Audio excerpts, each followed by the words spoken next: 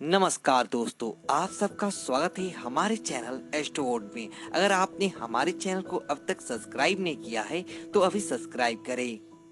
मकर राशि वालों, अभी शनि देव की 7.5 चल रहा है छाती पर। 29 अप्रैल 2022 को आपकी 7.5 का अंतिम चरण शुरू हो जाएगा।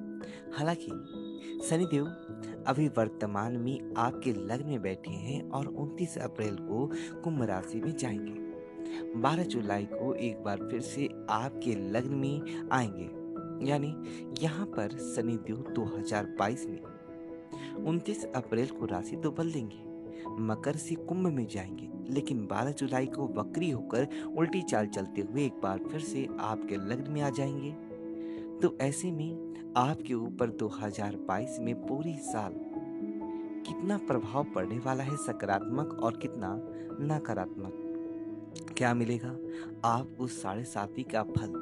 देखिए, शनिदेव 2022 के आरंभ में ही अस्त हो जाएंगे 19 जनवरी 2022 बुधवार के दिन, और इनका अस्त होने का जो समाप्ति काल है वो 21 फरवरी 2022 है सोमवार के दिन। तो हर ग्रह जो है ना, अपना उनका गोचर करने का अलग समय होता है।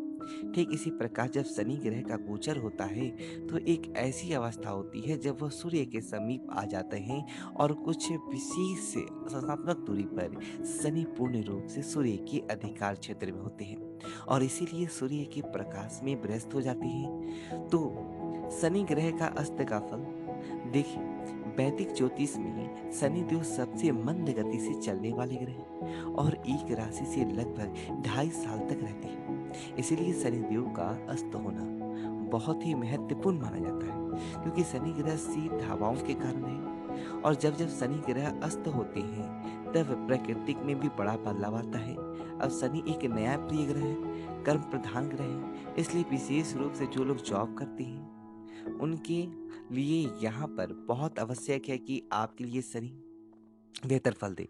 इसलिए आपको रोज शाम में ओम संजय नमः का जप करना है। और जिनकी कुंडली में शनि अस्त है, व्यस्त है, अवस्था में होती है, तो नौकरी में थोड़ी परेशानी हो जाता है, इसलिए उतना अच्छा फल यहाँ पर नहीं दे पाएंगे। लेकिन अब शनि का अस्त होने को तारा टूटना भी कहते हैं और शनि का लोभ होना भी कहते हैं, क्योंकि इस समय थोड़ा सा चुनौतियां तो जीवन में बढ़ा देते हैं। अब इस समय मेहनत कराएंगे क्योंकि कर्म प्रधान ग्रह हैं, तो कर्म तो करवाएंगे। लेकिन दूसरी तरफ 29 अप्रैल 2022 को अपने घर मकर राशि से निकलकर अपना दूसरा घर कुंभ राशि में प्रवेश करेंगे। 29 अप्रैल को वो अपना घर बदलेंगे और इसके बाद 12 जुलाई को वो अक्रिय हो जाएंगे और उल्टी चाल चलते हुए कुछ समय के लिए एक बार फिर से वो मकर राशि में आएंगे। अब यहाँ पर आने से 7.5 और ढैया जिनके ऊपर चल रहा है वो तो विशेष प्रभावित होंगे, लेकिन आपके ऊपर इसका क्या प्रभाव पड़ेगा हम ये भी बताएंगे। लेकिन अब वक्रीय चाल में, उल्टी चाल में ये जब कुंभ से निकलकर एक बार फिर से मकर में आएंगे, तब 12 जुलाई 2022 से यहाँ पर आने के बाद जो शनिदेव है वो आपके ऊपर क्या प्रभाव डालेंगे, क्योंकि जो ज्योतिष में शनि ग्रह को सौर मंडल के सभी 9 ग्रहों में सबसे ज्यादा नुकसानदेह या फिर लाभकारी ग्रह मानते हैं। यानी देने पर आ जाए तो राजा बना देंगे और परेशान करे तो फिर धरातल पर जमीन पर ला देंगे। यदि कुंडली के किसी भाव पर शनि का नकारात्मक दृष्टि हो जाए, खराब स्थिति हो जाए, तो दुर्भाग्य लाता है। और शनि का नकारात्मक प्रभाव आर्थिक रूप से परेशान करता है, करियर में परेशानी देता है, शिक्षा में बाधाएं देती है, विवाह के मामलों में नुकसान पहुंचाता है। तो ऐसे में शनिदेव का हर कोई चाहता है कि उनका अच्छा फल मिले, और शनिदेव अगर सकारात्मक रूप से फल दें, शुभ दृष्टि हो, तो आकस्मिक रूप से सफलताएं भी दे जाते हैं। धन मान प्रतिष्ठा रातों रात जमीन से उठाकर आसमान की ऊंचाइयों पर बैठा देते हैं। अब शनिदेव का नकारात्मक प्रभाव जीवन पर तब आता है जब ग्रह का गोचर नकारात्मक रूप से बढ़ा होता है तब, और शनि आपके लाभकारी भाव में बैठे हों तो आप बड़े भाग्यशाली हो जाते हैं। तो शनिदेव आपकी कुंडली में कहाँ स्थित हैं, क्या फल देंगे, ये तो हम जानेंगे ही। वैसे तो शनिदेव का राशि परिवर्तन हर 2.5 साल में होता है और अभी वो आपके लग्न में बैठे हैं। तो आइए जानते हैं इनका अंतिम चरण जाते जाते क्या देकर जाएगा और क्या मिलेगा आपको जीवन में इसका फल, क्या निगेटिव क्या पॉजिटिव। देखिए, आपकी राशि के स्वामी शनिदेव और वो लग्न में बैठे हैं तो सप्तम भाव को देख रही हैं। उनका शनिदेव की 3 दृष्टि है। अब ऐसे में हर दृष्टि में उनका विषय होता है। तो मकर वालों, एक बात ध्यान दें, आपके लिए पहले और दूसरे भाव के स्वामी हैं।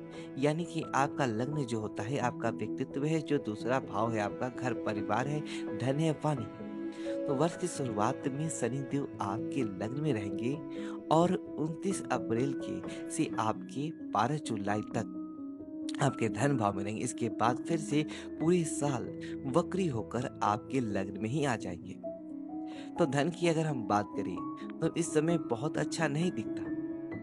इसलिए अगर आप किसी भी तरह का कर्ज देने से बचे, कर्ज लेने से बचे और बेवजह कहीं भी किसी की बातों में आने से बचे, क्योंकि इस समय दिया हुआ लिया हुआ चीजें आपको परेशान करेगा। इस समय कुछ ऐसे खर्चे भी आएंगे जो आपकी आर्थिक स्थिति को, आप जितने जो बचत करके रखा है उसको प्रभावित करेगा। तो करियर के मामलों में कुछ नकारात्मक परिणाम भी होने की संभावना है, तो जिस कारण आपको थोड़ी परेशानी हो सकता है। यहाँ पर वैराग्य, वियोग और प्रसन्नता, मानसिक तनाव, ये सब चीजें आपकी रोजमर्रा के जीवन में प्रभावित करेगा। तो इसलिए इस समय आपको एक तो अपने स्वास्थ्य का बहुत ख्याल रखना, अपने माता पिता के स्वास्थ्य का ख्याल रखना, क्योंकि ये 7.5 का अंतिम चरण थोड़ा सा उतावलापन भी देगा।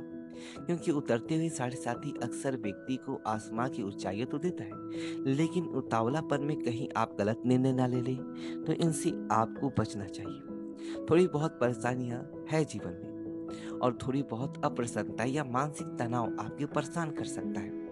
लेकिन अगर आप जॉब करते हैं तो बहुत संभल के रहिए, इधर उधर की चीज़ों में भटकाव से बचिए, किसी पर भरोसा ना करें, वरना हो सकता है कि नौकरी छूट जाए, नौकरी से परेशानियां आ जाए, नौकरी में स्थानांतरण हो जाए। तो इन चीज़ों से आपको बचना होगा। और दूसरी तरफ बात करें तो आपको इनकम की बात करते हैं तो आकस्मिक रूप से आप धन आएगा और आकस्मिक रूप से समस्या भी दे जाएगा।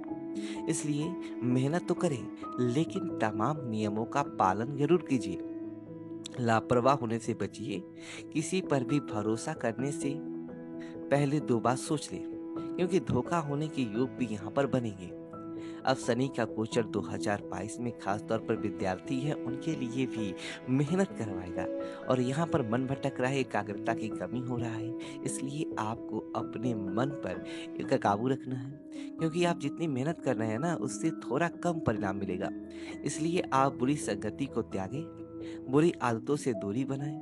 और यदि हम संबंधों की बात करें तो यहाँ गंभीर चीजें भी दिखता है, खासकर वैवाहिक जीवन में थोड़ी सी टेंशन है, फैमिली लाइफ में थोड़ी सी परेशानी है, तो इनसे आपको निपटना होगा, संभलना होगा।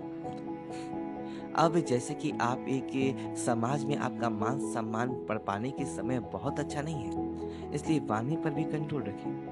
क्या करें कि सब कुछ अच्छा हो जाए? एक तो हनुमान चालीसा पढ़कर दिन की शुरुआत करें और दूसरा रोज शाम में ओम सच्चिदाय नमः का मंत्र का जाप जितना ज्यादा कर सकते हैं उतना ही आपके लिए बेहतर होगा। ये आपके लिए बहुत आवश्यक है। तो शनिदेव को प्रसन्न करने के लिए इन बातों का ध्यान रखें। हम आपसे विदा लेते हैं। तो वीडियो को लाइक करें और कमेंट बॉक्स में ओम नमः शिवाय हमारे चैनल को सब्सक्राइब करें। धन्यवाद दोस्तों।